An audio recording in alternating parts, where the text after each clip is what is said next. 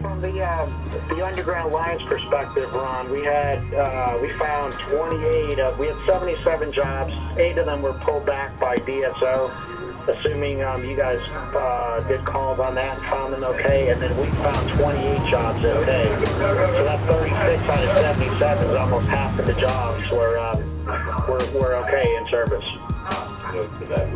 Okay, great. So, Mike, if you got then, you're down to about 39 jobs still in your queue. Last night we were completing jobs, Let me check construction. Hold on a second.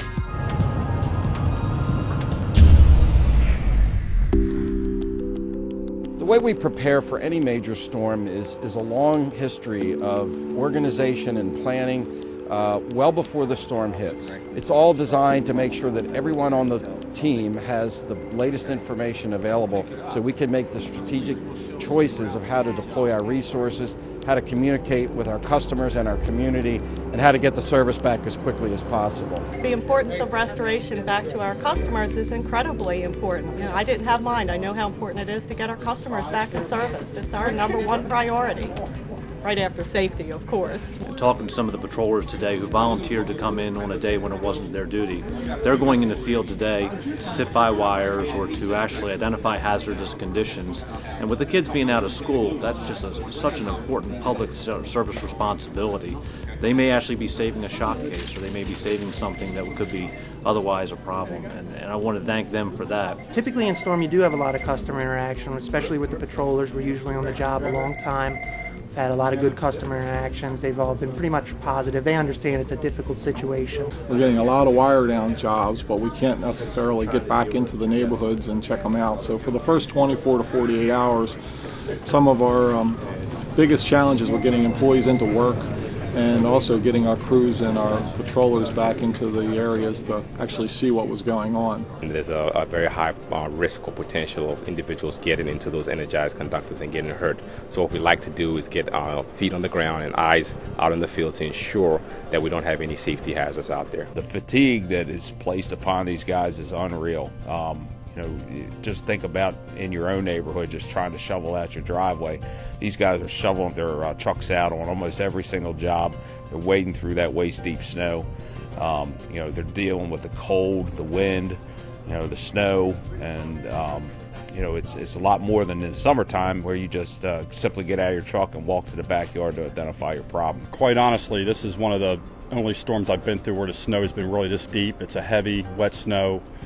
Just trudging through, several blocks of snow just to get to the equipment, assess the damage, then walking back to the truck is, it's pretty physically challenging. We're still having to trudge through the deep snow, trying to get to the poles and stuff, and it was really, that's the hardest thing that we're doing, is trying to get through the snow to where the locations are. I've worked for Baltimore Gas and Electric for 25 years this coming September. We've worked quite a few of these snowstorms. This is probably the worst I've ever seen.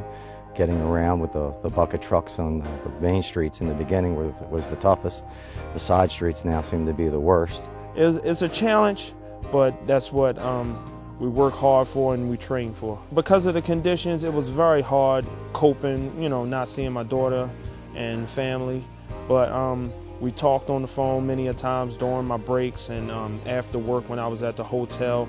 They understand, and they were very honored to know that I'm a part of something here with the company. And I'm proud to say that I helped restore people's power in one of the worst blizzards of the century.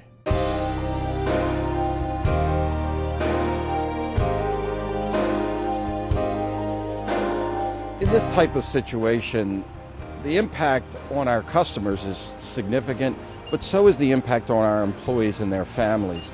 And for employees to pack up themselves, come to work on a Friday knowing they really didn't know when they were going to go home again, putting them in hotel rooms and making them make sacrifices and expecting a lot of their families to deal with the sacrifice while they're there caring for our customers is truly extraordinary. I'm in awe. They've just done a fabulous job. They've shown me the highest level of dedication and commitment that I've ever seen in this company. It's been spectacular. The best part about working this storm, and any storm actually, and this has been through my whole career, is that the feeling that I get, the accomplishment of restoring service to people who have been out, whether it's 1 day, 1 hour, or a week.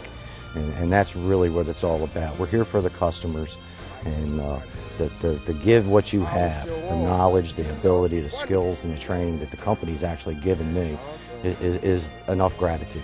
I love what I do, and I don't plan on doing anything else, at least for the next 45 years.